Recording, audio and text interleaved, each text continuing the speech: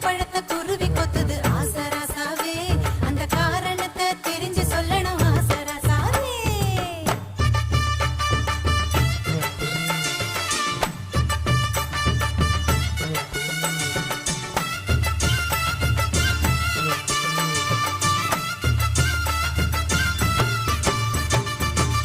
ராத்திரி பதறி எழுந்து பாய விரிச்சு முழிச்சிருந்தேன்